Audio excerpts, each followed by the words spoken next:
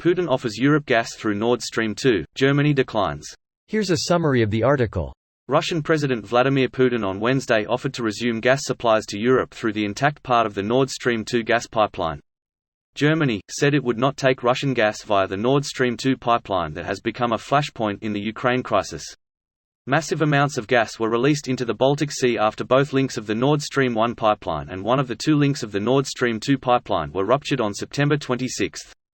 Russia had already halted gas deliveries through the Nord Stream 1 pipeline in early September, citing technical problems. Nord Stream 2 never became operational as Germany halted its approval after the Russian invasion of Ukraine. Germany's gas storage facilities are nearly 95% full, and officials say the country is well placed to get through the winter, though efforts to save gas will be necessary.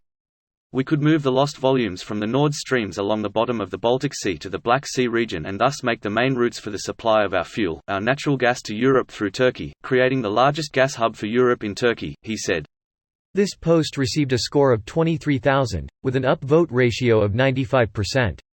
Here are the top comments in response to this article. Please become dependent on me again so I can blackmail you. Germany should blow up NS2. At this rate it's going to end up like Murder on the Orient Express down there. Germany doesn't want to be dependent on Russian gas anymore. Putin's untrustworthy. Not to mention a proven war criminal that threatens nukes. We didn't care before. Well, at least we do, now. And that is what is important. Putin doing more for alternative energy supplies than any government ever. Maybe we will look back from the far future and see this as a turning point on energy? But fuck Putin. Today Putin said that we shouldn't politicize renewable energy and invest more in oil and gas.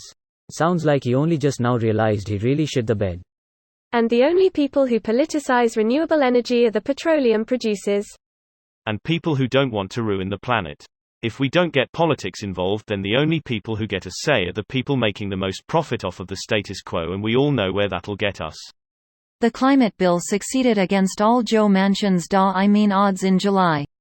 It's already sparked a major surge in investment in renewable energy companies and projects. The piggy bank must be running on empty. Probably just shit for the home crowd. I have seen recent reports on Russian propaganda. Russians make it sound like Europe is starving and without energy and everything is bad there and people there are ready to revolt against support for Ukraine. Russia is losing badly, but at home they try to sell the idea your life here is still much better than those miserable Europeans. Also, Russian propaganda is trying to push the idea that Europeans don't actually want to help Ukraine at all, it's the evil Americans forcing them to do. Basically Russia is projecting all of its internal problems, lack of popular support, on Europe. Yup. Russia keeps on using the US as the boogeyman to get their people worked up.